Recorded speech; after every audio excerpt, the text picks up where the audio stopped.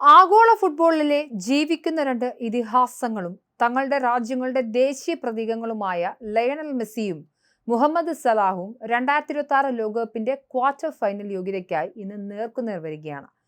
അറ്റ്ലാന്റയിൽ ചൊവ്വാഴ്ച ഇന്ത്യൻ സമയം വൈകുന്നേരം നടക്കാനിരിക്കുന്ന ഈ ആവേശ പോരാട്ടം ലോക ഫുട്ബോളിലെ തന്നെ ഏറ്റവും സവിശേഷമായ നിമിഷത്തിനാണ് സാക്ഷ്യം വഹിക്കാൻ പോകുന്നത്.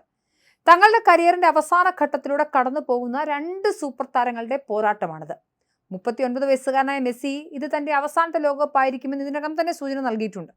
അതേസമയം 34 വയസ്സുകാരനായ മുഹമ്മദ് സലാഹ് 2030 ലോകകപ്പിലും കളിക്കാൻ കഴിയുമെന്ന പ്രതീക്ഷയിലുമാണ്. കരിയറിലെ ലോകകപ്പ് നേട്ടങ്ങളുടെ കാര്യത്തിൽ ഇരുവരുടെയും കഥകൾ തികച്ചും വ്യത്യസ്തമാണ്. മെസ്സി ഇതിനകം തന്നെ ലോകകപ്പ് കിരീടം ചൂടിയ വ്യക്തിയും ഈ ടൂർണമെന്റിന്റെ ചരിത്രത്തിൽ ഏറ്റവും കൂടുതൽ ഗോളുകൾ നേടിയതും കൂടുതൽ മത്സരങ്ങൾ കളിച്ചതുമായ താരമാണ്. മാത്രമല്ല, ഈ വേനൽക്കാലത്ത് നടക്കുന്ന ടൂർണമെന്റിലും അദ്ദേഹം സംയുക്തമായി ഏറ്റവും കൂടുതൽ ഗോളുകൾ നേടിയ താരങ്ങളിൽ ഒരാളാണ്. എന്നാൽ ഈജിപ്ഷ്യൻ താരമായ മുഹമ്മദ് സലാഹിന്റെ കഥ തികച്ചും വിഭിന്നമാണ്. ഈജിപ്തിനായി തന്റെ മൂന്നാമത്തെ ലോകകപ്പ് കളിക്കുന്ന സലാഹ് ആദ്യമായാണ് ഒരു ലോകകപ്പിന്റെ നോക്കൌട്ട് റൗണ്ടിൽ കളിക്കാൻ യോഗ്യത നേടുന്നത്. ഈജിപ്തിന്റെ ഫുട്ബോൾ ചരിത്രത്തിൽ തന്നെ ആദ്യമായാണ് രാജ്യം അവസാന 16 ഇടം പിടിക്കുന്നത്.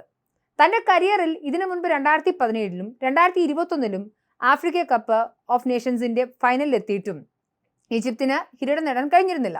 കൂടാതെ ഇമേജ് അവകാശങ്ങൾ, യാത്രാ സൗകര്യങ്ങൾ, ടീം മാനേജ്മെന്റ് എന്നിവയുമായി ബന്ധപ്പെട്ട് ഈജിപ്ഷ്യൻ ഫുട്ബോൾ അസോസിയേഷനുമായി നിരവധി പരസ്യമായ തർക്കങ്ങളിലും സലാഹിന് ഏർപ്പെടേണ്ടി വന്നിട്ടുണ്ട്.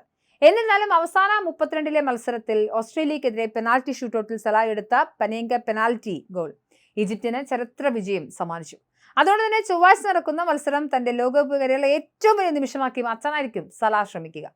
അർജന്റീനയിൽ ഇപ്പോൾ ഏറ്റവും കൂടുതൽ കേൾക്കുന്ന വാക്ക് ബിങ്കാപ്പിയാനോച്ചോ അഥവാ തുടർച്ചയായ 2ാം ലോകകപ്പ് കിരീടം എന്നതാണ്. എന്നാൽ പരസ്യമായി പറയാൻ മടിക്കുന്ന ഒരു ചോദ്യം അർജന്റീനിയൻ ആരാധകരുടെ മനസ്സിലുണ്ട്: മെസ്സി വിരമിച്ചാൽ പിന്നീട് നമ്മൾ എന്ത് ചെയ്യും എന്നത്.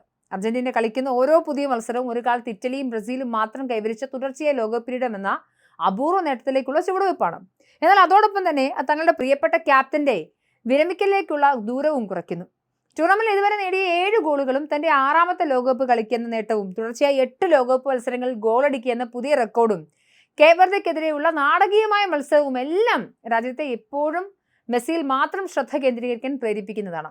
39ാം വയസ്സിലും 25-കാരന്റെ വീര്യത്തോടെയാണ് മെസ്സി കളിക്കുന്നത്. ഖത്തർ ലോകകപ്പിലും 2 കോപ്പ അമേരിക്ക ടൂർണമെന്റുകളിലും രാജ്യത്തെ വിജയത്തിലേക്ക് നയിച്ച താരം തന്റെ അവസാന നൃത്തമാണ് ഈ ജേഴ്സിയിൽ ആടുന്നതെന്ന് ആരാധകർക്ക് നന്നായി അറിയാം. രസകരമായ വസ്തുത, ഈ ലോകകപ്പിലും അർജന്റീനിയൻ ടീം വീണ്ടും മെസ്സി ഡിപ്പെൻഡന്റ് അഥവാ മെസ്സിയെ മാത്രം അമിതമായി ആശ്രയിക്കുന്ന ടീമായി മാറിയെന്ന് അർജന്റീനയിലെ കായിക മാധ്യമ പ്രവർത്തകർ വിമർശിക്കുന്നുണ്ട്. മെസ്സിയെ മാത്രം ആശ്രയിക്കാതെ അദ്ദേഹത്തിന് കൃത്യമായി പിന്തുണ നൽകുന്ന ഒരു ടീം കെട്ടിപ്പടുത്തു എന്നതായിരുന്നു പരിശീലകൻ ലയണൽ സ്കലോനിയുടെ ഏറ്റവും വലിയ നേട്ടമായി മുൻപ് വിലയിരുത്തപ്പെട്ടിരുന്നത്. എന്നാൽ നിലവിലെ ടൂർണമെന്റിൽ അർജന്റീന അടിച്ച 11 ഗോളുകളിൽ 4 മാത്രമാണ് മെസ്സി ഒഴികെയുള്ള താരങ്ങൾ നേടിയത്.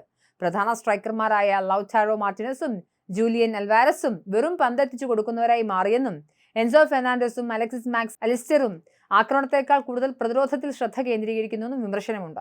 മറുഭാഗത്ത് ഈജിപ്തുകാർക്ക് സലാഹ് വെറും ഒരു ഫുട്ബോളർ മാത്രമല്ല, മറിച്ചുള്ള അഭിമാനവും പ്രചോദനവുമാണ്. നഗരിക് എന്നൊരു ചെറിയ ഗ്രാമത്തിൽ നിന്നും ലോക ഫുട്ബോളിന്റെ നെറുകയിലെത്തിയ സലാഹിന്റെ കഥ ഓരോ ഈജിപ്തുകാരനും കഠിനാധ്വാനത്തിലൂടെ എന്തും നേടാമെന്ന വിശ്വാസം പകരുന്നു. ലോക പ്രശസ്തനായിട്ടും തന്റെ വേരുകൾ മറക്കാത്ത അദ്ദേഹത്തിന്റെ വിനയവും ശാന്തതയും എല്ലാവരും ആദരിക്കുന്നു. ഓസ്ട്രേലിയക്കെതിരെയുള്ള കടുത്ത പോരാട്ടത്തിൽ പെനാൽറ്റിയുടെ വിജയം വരിച്ചപ്പോൾ രാജ്യം മുഴുവൻ ഒന്നിച്ചാണ് സന്തോഷം ആഘോഷിച്ചത്. ആ വിജയത്തിന്റെ എല്ലാം കേന്ദ്രബിന്ദു സലാഹ് ആയിരുന്നു. ഈജിപ്തിലെ ദശലക്ഷക്കണക്കിന് ആളുകൾക്ക് ശക്തിയുടെയും ക്ഷമയുടെയും പ്രതീകമായ സലാഹിന്റെ സാന്നിധ്യത്തിൽ രാജ്യം മുഴുവൻ ഇന്ന് വലിയ പ്രതീക്ഷയോടെയാണ് അറ്റ്ലാന്റയിലെ പോരാട്ടത്തിനായി കാത്തിരിക്കുന്നത്.